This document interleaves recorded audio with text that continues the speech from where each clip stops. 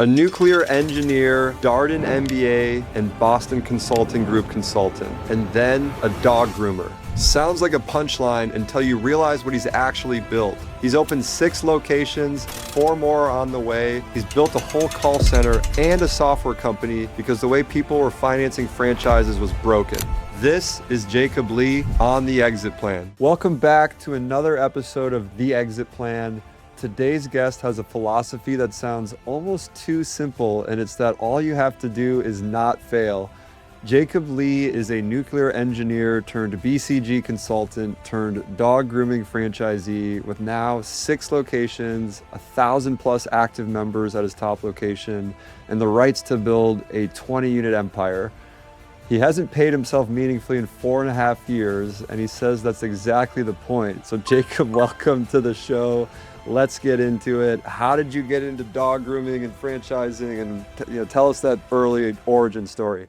Sure. Well, I don't know if it's exactly the point not to get paid, but we'll go for.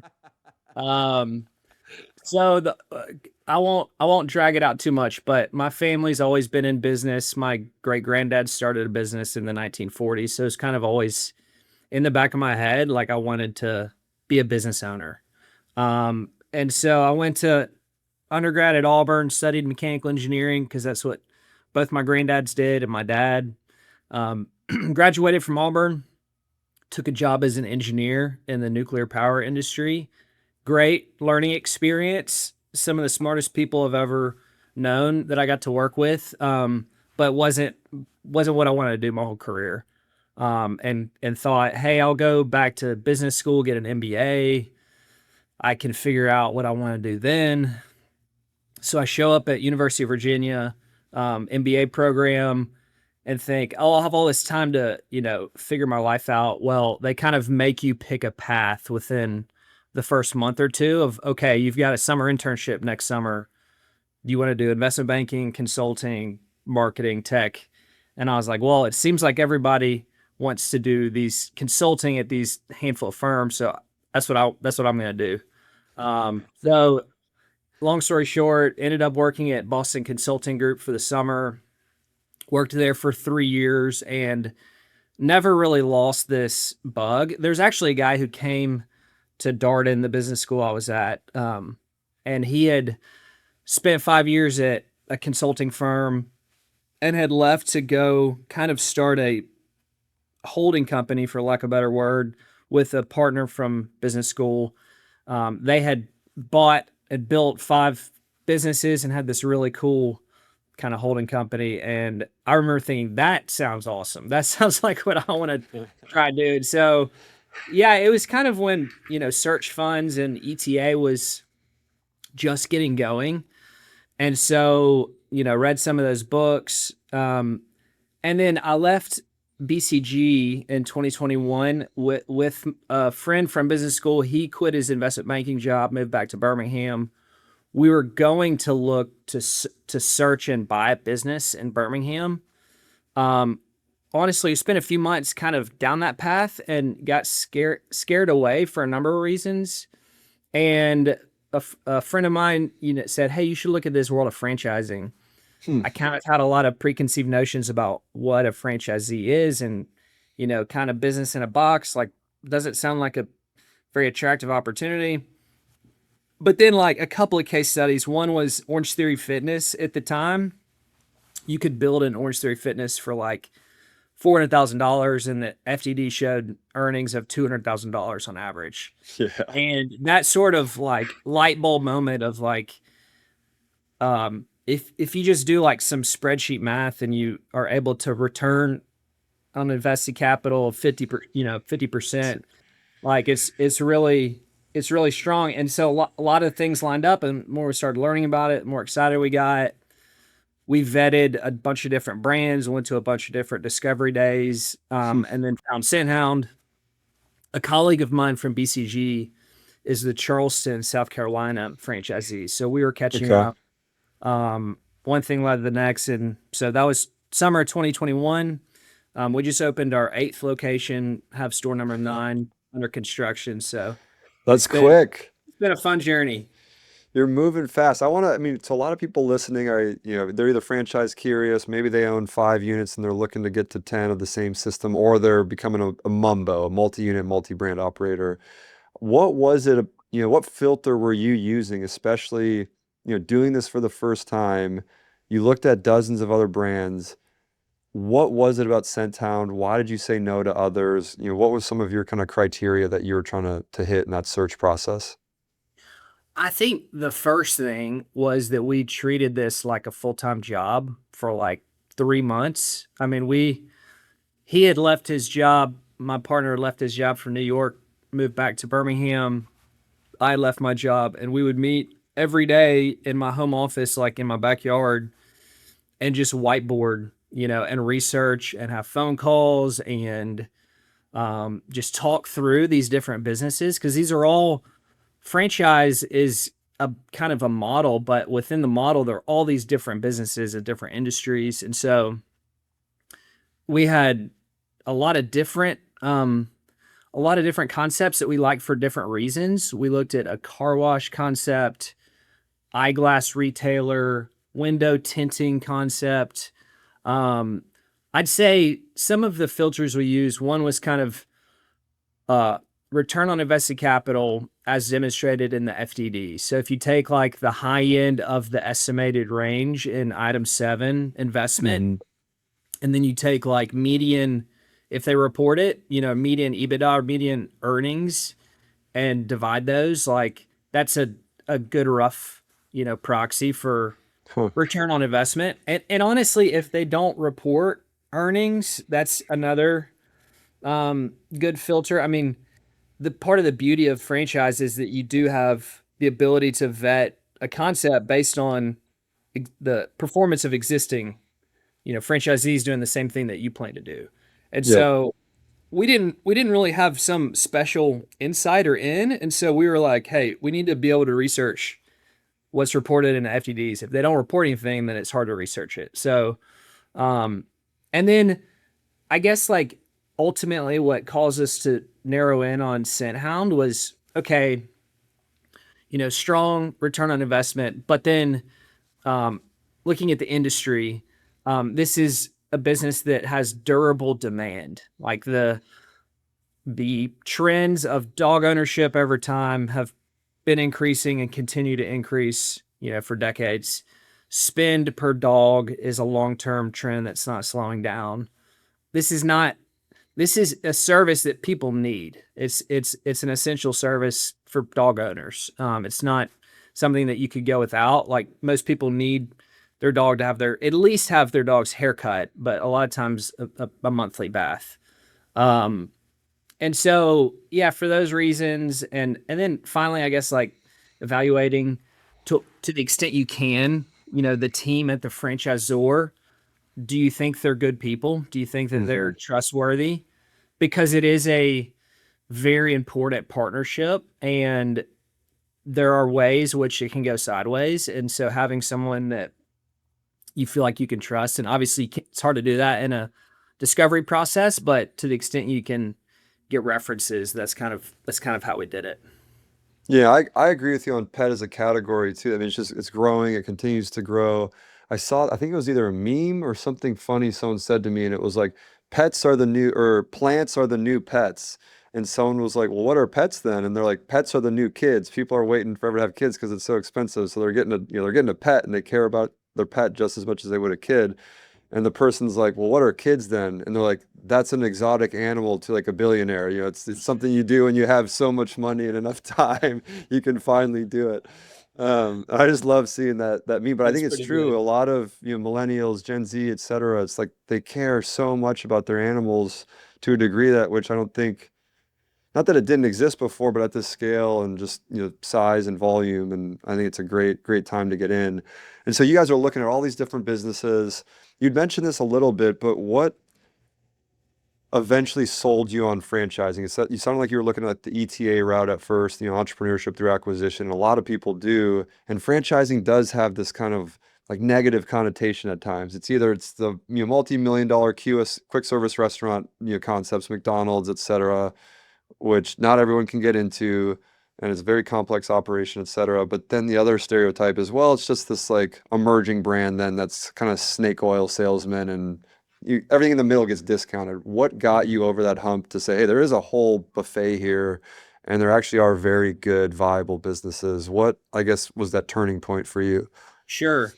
So I think it was a little bit of an evolution. I think there's this sense when you're in business school that, um, the brand names are correlated with attractive opportunities. And if it's not some big brand name, then it must not be a good opportunity. And so like overcoming that hurdle, I think one thing was, there was someone in Birmingham that had gone to the school that we went to that had spent 3 years searching and had not closed a deal. And this person probably had better connections than we did and probably had better background.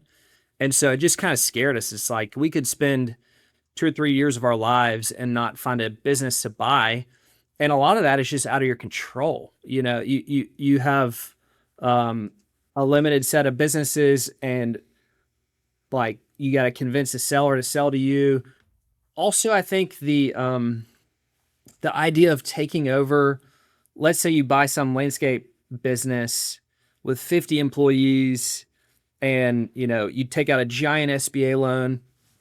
It was a little bit daunting. I had never even managed anyone before. Like I went from an individual contributor to, you know, starting my own business. I think that the idea of taking something over was a little bit daunting. Franchise allows you to sort of dip your toe in. I mean, you're taking out a loan, but it's a much smaller loan. It's one store. You can kind of step into the investment. You're learning how to be a leader as you're growing the business, and it does take longer, obviously, to get to scale. But I think during that time, which you're ramping up, it can be a good learning period. At least it was for me. And then I guess like to the point of overcoming the stigma. I think the more I read, the more I talked to people, the more I realized there's a lot of really great businesses out there. There's a lot of really successful franchisees that are doing really well, and there's there's no point in reinventing the wheel. Like I think franchise provides a really great pathway for first time entrepreneurs to own their own business, and it may not be what I do my entire career, but it was really good for me. Yeah, I completely agree. I was one of those, like many, I think that used to have the same kind of viewpoint on it. And the more I've been exposed to the thousands of options that are out there, ranging from health and wellness to food to pet to early childhood education to home services. I mean, it really touches everything. It's 6 to 8% of our country's GDP, so it's massive. I mean, we're all either consumers of franchising, at some point, probably throughout every week.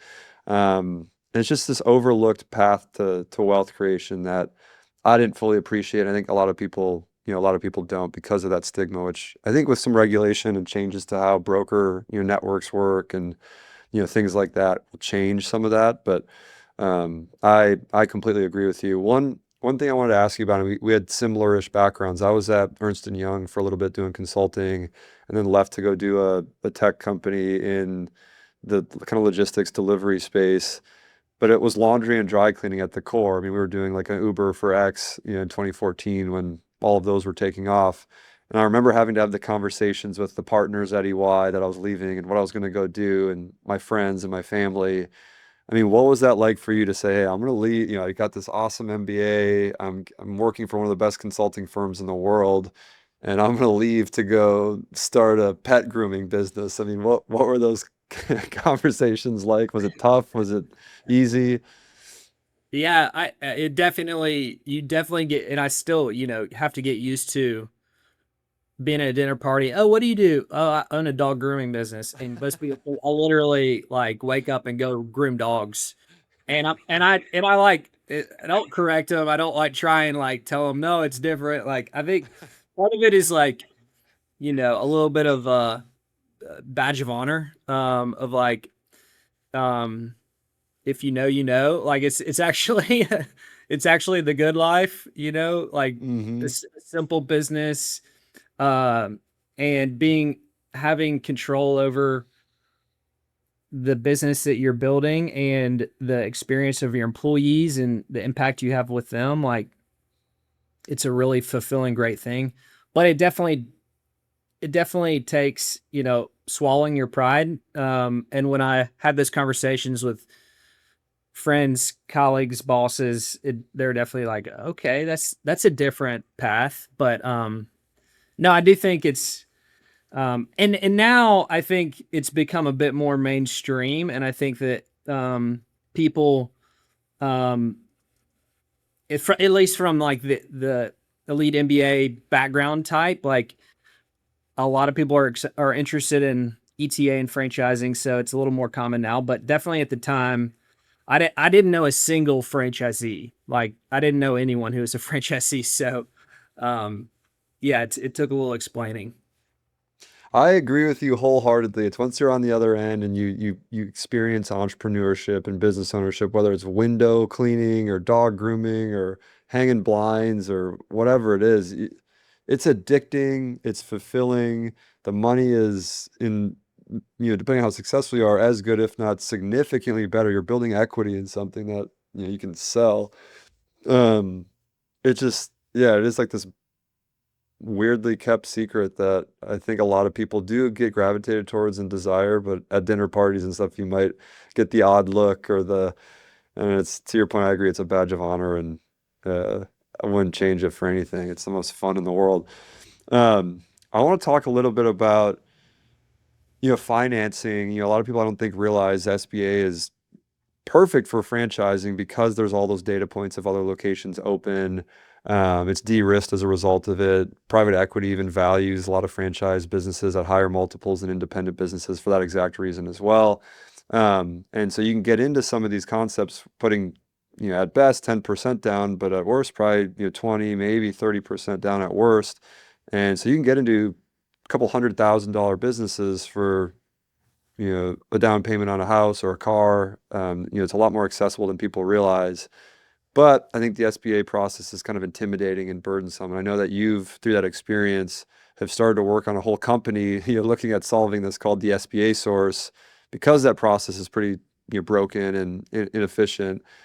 What does nobody tell you about financing, businesses and franchise growth, especially that you wish they would have told you, that more people knew about as they start to scale?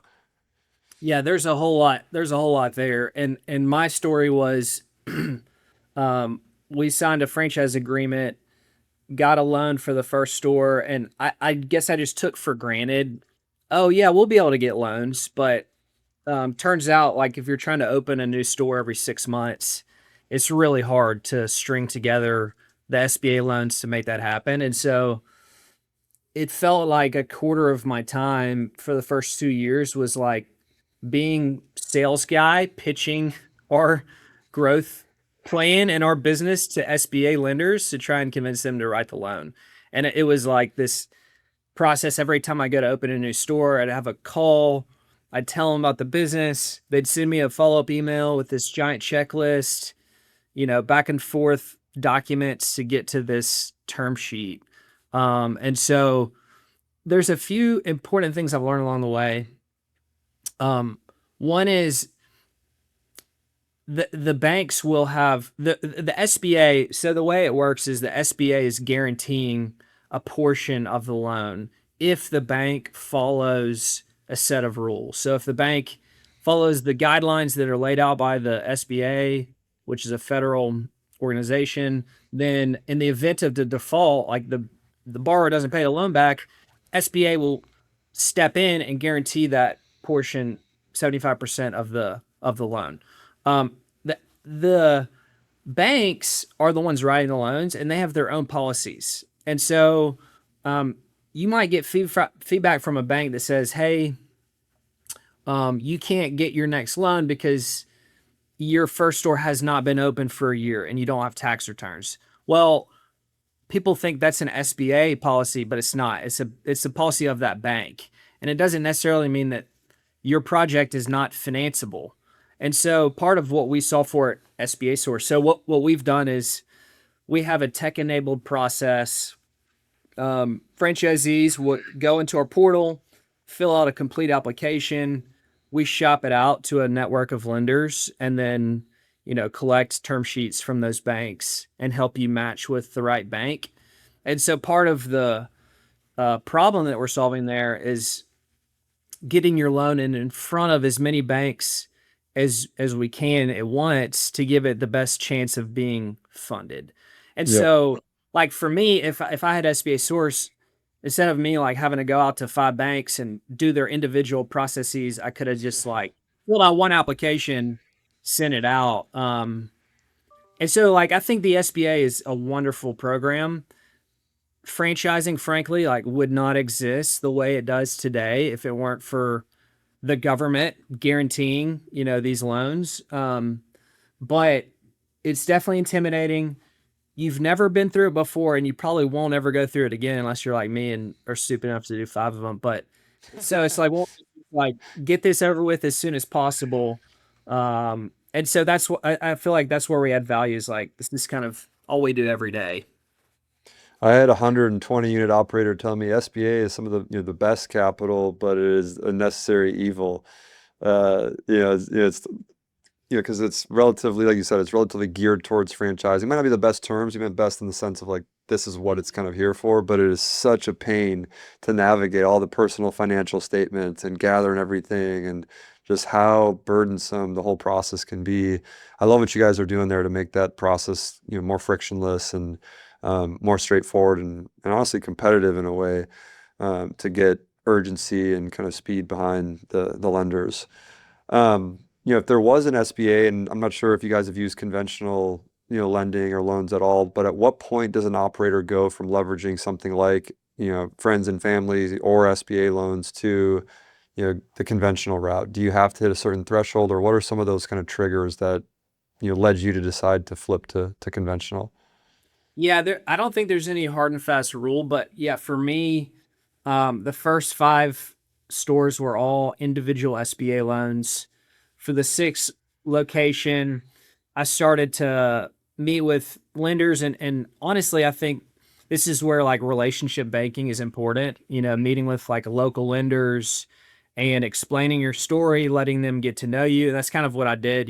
Go play golf with them, and kind of pitch them on, hey, this is the future of my business, and I need a banking partner. And the I think the real unlock of having a conventional lender is you truly like in my case, I really feel like I have a banking partner. Whereas, hey, I want to go open 4 new Scent Hounds a year, assuming that the business continues to perform, we will be your bank, and here's the loan product that we'll offer, and we can basically continue to grow with you. And it's like I mean, the initial underwriting it wasn't nearly as bad as doing an SBA loan, but it was like pretty in depth. And then for stores 6, 7, 8, and 9, I had a loan. And then for stores 9, 10, 11, and 12 will be another loan. And as we go to, apply for a new loan, it's just a much simpler process. The disbursements are a whole lot simpler. It's not, the same arduous disbursement process. So I wouldn't say, like you said, I think as far as terms go, there's not many conventional lenders that will do a 10-year amortizing loan, which is what the typical SBA 7A loan is. And honestly, the rates are not necessarily way better. And so for like cost of capital, SBA is not bad, but just from a simplicity and speed, I think having a conventional lender. So, but they're going to want to start seeing a history of stable earnings, and they're going to want to start Mm. like seeing this is a viable business that is not just a 1 or 2 store thing. This could be a big relationship for us as a lender. Yeah, I think you just answered my next question. But for someone that's got one location open today, maybe they're a year into it, but they've got aspirations to do what you're doing. They want to move quicker, they want to get more locations open faster, get to scale quicker.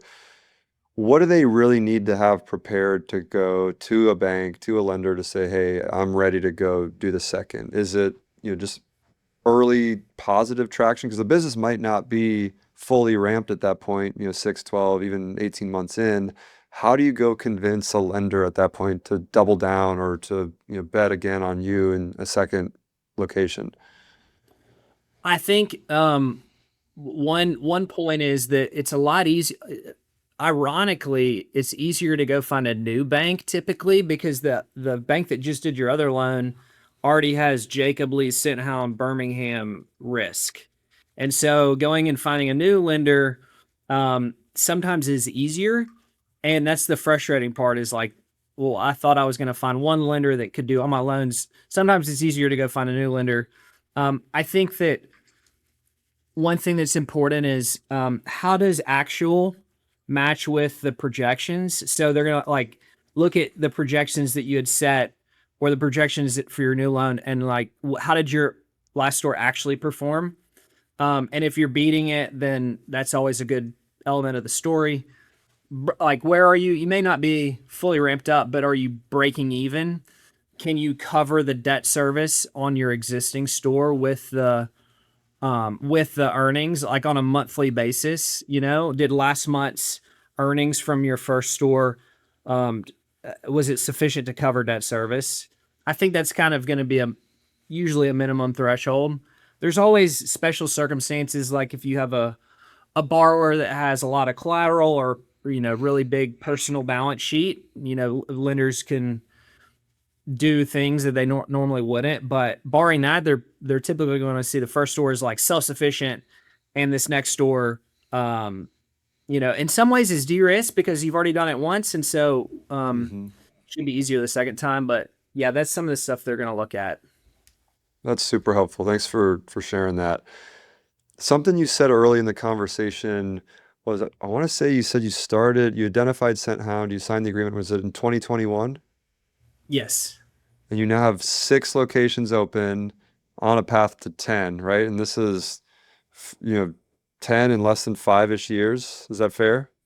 Yeah, we have 8 open, Well, and 8 now. 9 under construction. Yeah. So you're going to be at 10 in under 5 years. It sounds like you're opening a new store every, I don't know, 4 to 6 months. How do you do that while keeping the existing ones running, without the wheels falling off? And, how do you split focus? How do you manage all this? Any tips, Great tricks? question. I think part of it is I probably don't do a great job, You're doing something right. but I think this is where we could probably talk about this for a long time. But um, when you're growing a business like this, a multi-unit business, there's this constant tension of um, the needs of the existing business and the future. And so you're trying to like see the future and plan for the future and build the capabilities that you're going to need for the future. And so, like, when we open, kind of practically, we opened our first location, I was really involved with everything. We hired our first employee. He was the store manager, but I was involved with all of the pre-sale and hiring, and then I was in the store every day for 60 days. And then, he started getting that store going. It was going really well. I started to focus a little bit more on some of the back office stuff. And then we opened the second store. He replaced himself in the first store, helped open the second store. I spent maybe even less time in the store and more. And then, as you can imagine, like where I'm going is like eventually that first store manager stepped into an area manager role. And then, um, and now we have an area manager in Birmingham and an area manager in Nashville. And then my role has changed from, really tweaking the day to day processes to more, okay, I'm really focused on new store, finding new sites. And then like building stores is almost a full time job, like managing the contractor and architect and all that.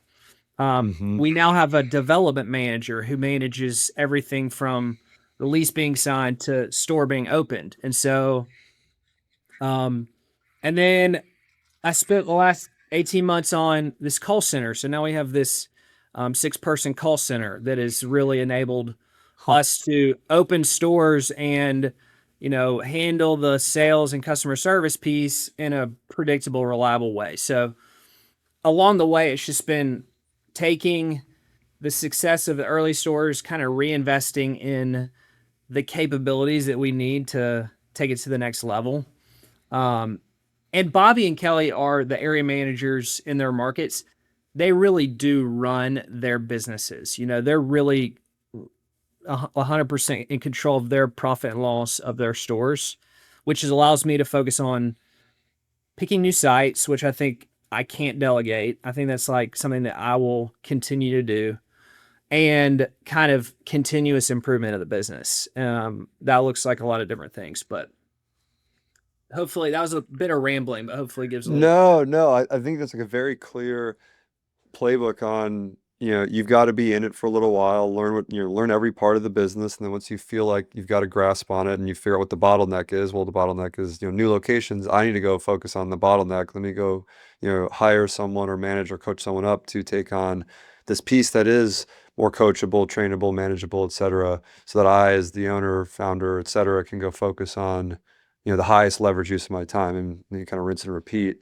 I think a lot of people have a hard time doing that because you have to delegate. It's scary. What if I leave and the business falls apart and they don't make decisions how I make decisions? And what you end up learning is that no one's ever going to do something exactly how you do it.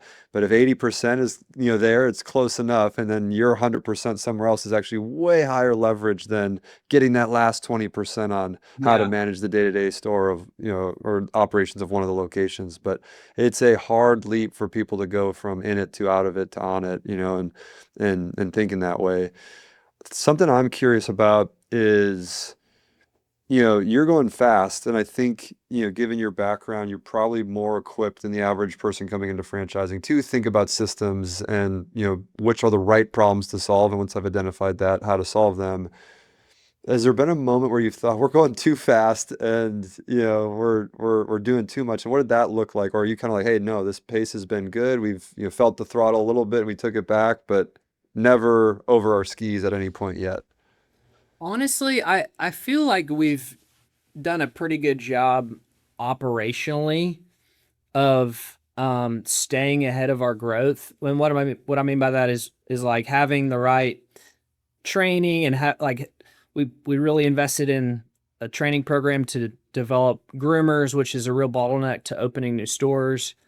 Um, I think we've stayed ahead of the hiring, which is really important. I think from a capital perspective, growing quickly is just really expensive. And I think you always underestimate how expensive it's going to be.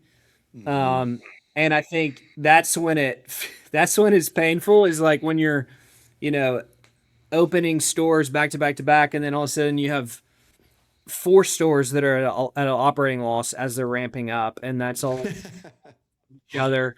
And all this stuff is just hitting. And it's like, man, this is really expensive. Um, and so those are the moments where I'm like, I really hope this is working, because it feels a little scary right now. But fortunately, we've always come out of those, and but I do think, I guess on the capital point, um, so th- I've had this kind of insight of one. To go back to your point on wanting to keep control in a multi-unit model. I think the real beauty is being able to reliably open stores that earn an acceptable return on investment. Hmm. What enables that? Having acceptable results. And like I think that hurts the corporate warriors want to be like perfect. We want to have everything dialed in. But like that's not the goal. The goal is to have acceptable results, and then to just continue to do that and let compounding work its magic, and then you look up in 10 years and you've built a really nice business. I think when you try to over optimize and you try to over control, then you just get wound up, and you don't move on to like the next thing. You don't continue growing. And so tying this to the capital point, I think I did this, and a lot of people make the mistake of taking the item 19 FCD, um, take that then item 19 and saying, all right, if I hit 600 members, I'm gonna be earning $100,000, and I'll be able to pay myself, and then this, and then that. I think if you were to build out like an actual model of what growth looks like over the first 5 years of opening a store every 4 months, there's a whole lot more involved. Like there's a whole lot more expense at the sort of out of store level that is required to get past 10 units. Like in Scent Hound, I really think that you need to have area managers, you need to have some sort of like customer service team, you have some kind of like accounting function, even if it's outsourced. All these costs are not in the item 19 often because those are kind of store level expenses. And so if you really want to break into that, um, what I think of is like this is a, a sellable business. This is not just a collection of stores, but this is an actual business that like a professional investor could buy this business and not have to go run it themselves. Then you need to sort of build the the back office, and that's just a whole lot more expensive, I think, than anyone estimates, and it takes quite a bit of scale to be able to cover that. And so the first handful of years, if you're trying to build out that function, it's more expensive and takes longer than you think it will. So I don't know if that answered your question, but that was something that I No, didn't estimate very well when I was getting going. it definitely did. And something you said too about people, from corporate want to almost you kind of over-engineer things. They're used to all these KPIs and dashboards and complexity and a deck for everything, and a model for everything. And to some extent that can be helpful. It depends on the size of the organization. But when you're moving this fast, and like you said, what's acceptable and what's, 80%, and I can go unlock way more leverage focusing somewhere else. How did you adjust to that? And then is there a handful of metrics that really do matter at the store level? And how do you get a, call it 20 to $40 an hour store manager to care about those metrics? I think for me, I think I started this way, and I've really, I guess through like my own experience of doing this, like really come to my part of my job is to try and make things as simple as possible. Like part of my job as the owner is to make Bobby and Kelly's life easier, simpler, more efficient so that they can be doing things that drive the business forward.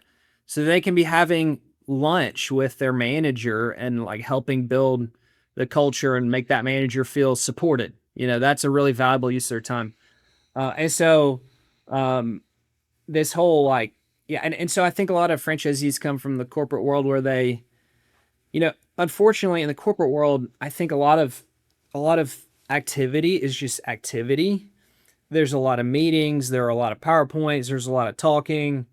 And I think if you've been doing this for 20 years, like that's what you know how to do. And so that's like, okay, we need to really engineer this thing, and I got to look at all the different metrics. But like at the end of the day, we're running a dog grooming business. And it's complicated, but it's not that complicated. And let's try and keep it as simple as possible, and let's just try and hit base hits, and maybe every now and again we'll hit a home run. But yeah, I don't know exactly where I was going with that, but oh, Or you said, KPIs. So you're asking about what KPIs. So like in our business, I think every business has their own. For Mhm. us, we're a membership based model, and so I'm really focused on when we open a store, ramping that membership to 700 active members in the first 12 months and doing everything we can to accomplish that aim. And so um, I'm checking that religiously because what I've realized is if you can get to 800 members, the business, a lot of other things just take care of themselves. Like it really it gives you enough revenue base to like do all the hiring and training that you need to do to build the right team. Um, when these members are coming in monthly, they really build the habit of dog hygiene, and you don't really have to do the same level of advertising because you've got this basically sales force of 700 people telling their neighbors how great Scent Hound is. And so I'm really focused on the membership. And then as far as like bottom line performance, it's about managing labor. And when I say managing labor, I don't mean, you know, telling Sally to clock out early so that you can save a few dollars at the end of the day. What I really mean is for us, like utilization, trying to fill our schedule with appointments in an efficient way so that we don't have any white space in the schedule. And, a technician is working on a dog. As soon as they get done, they take a quick break and then they work on the next dog, and they're doing that all day and they feel like they're in the flow of things. And when we do that, and so like I did a little Claude code, first time coder, did some Claude coding to build this tool that shows us, utilization by day by store, and then average daily gross profit by day by store. And that's really how we make money at the end of the day. So we have our bonuses tied to that metric, and that's really most of all I talk about with my managers, and then kind of let them. There's a lot of ways to drive those things, obviously. Like there's a lot of behaviors and things, but like I try to give them the latitude to, okay, here's what we're trying to manage toward. Like, here's some tools for you to go and manage that, but that's your job, not mine. Hmm. I love that answer. I think that's super, super tactical and helpful, and you got to focus on what's important. I'm a big fan of Alex Hormozy's stuff, and he just is like, all right, okay, for revenue, it's just the price of which you sell something and how many of those things you sell. And like, that's Yep. the formula. Like, it's not any more complicated than that. Like, all right, the cost is, same thing. What's the cost of the materials and how many of the materials, or wages, people, et cetera, do you need? And like, that's it. Just keep it basic, keep it as simple as you can. It doesn't have to be more complicated than that. Something else you told me too, you said wealth comes from reinvesting at a high rate of return over a long period of time, not from finding the next hot thing. Have you started to feel that power of compounding yet, or how long do you think it takes to start really feeling that in something like this? Yeah, I think that um, for a multi-unit business like this, there's a few different models. There's or as a franchisee, there's kind of owner operator. I'm the store manager. And I tell people, if I were the store manager of our most successful store, I would be making a lot more than I had made at BCG. Like it's not a bad path. Like it can be a really great path. And I think there's this, you know, in franchising in particular, there's always this like, oh, well, the de facto goal has to be big multi-unit franchisee. I don't think it has to be. I don't think it's the right path for everybody. Um, and then I think there's like the model of franchisee as the area manager, and I think you can like reasonably manage 5 to 7 locations as the area manager, and to manage all the back office business stuff that you have to do. And then I think there's the you know infinite growth model of like, all right, how do you make this into a business that can continue to reinvest, continue to open stores and expand and build into new territory. And I think that is what takes building out the back office, building out the team. And it just takes um, time and money and conviction. I mean, you've got to believe in the model for a long period of time and continue to believe and continue to reinvest. Um, but I think we're 4.5 years in, and I think we're now hitting the point in which it's really paying off some of the investments that we made early. And I feel really good about the team that we have and our ability to pick new sites and open a store predictably ramp it and grow it. And that's a pretty exciting thing for me to like look in the future and be like, okay, we got this great territory. We've got a lot of white space. The world is our oyster a little bit, and we've got the Hmm. team to go and to grow the business. So Um, but I think, you know, you got to kind of have that conviction from the start, or else you'll get a couple years in. And there's a lot of times a few years in where I'm like, I really don't know if this is going to work or not. Like, I don't know if we're gonna be able to do this because, you know, so yeah, you got to kind of have the conviction to get through that Yeah, period. you gotta power through the whole. I mean, Steve Jobs, I think, said this. It was like, perseverance is the number one trait or quality of successful entrepreneurs. They just don't give up. They stay around the hoop. They stay in the game. Because as soon as you Yeah. leave, as soon as you quit, you've lost. Mhm. Like Mhm. there's nothing like you guaranteed the outcome. Versus if you stay in it, yeah, of course you don't want to put good money after bad. But if there's realistic, educated, thoughtful, approaches to this, and there's clearly a path to an outcome, it's just going to take time and hard work and money to your point.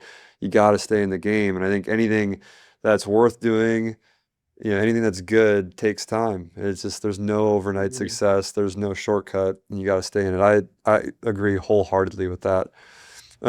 It's Well, also Jacob, this belief of like, why not me? You know, like if somebody else, some other franchisee is able to open a store and hit these numbers, why can't we? You know, and I hmm think having that like self belief and also I think this is a little bit nuanced, but like not having any victim mindset. Like I think there's a real temptation, especially in the franchise space, to like find reasons why your store's not succeeding, and I think there's lots of legitimate things. You know, there's lots of um, you know franchisors, and they're doing their job in marketing or whatever. But like at the end of the day, it's all up to you. It's all up to you and your team, and y'all have to figure out, you know, how you're going to make it work with the cards you've been dealt. So yeah, having that self belief that like we can figure this thing out and we can work through it. Yeah, I agree.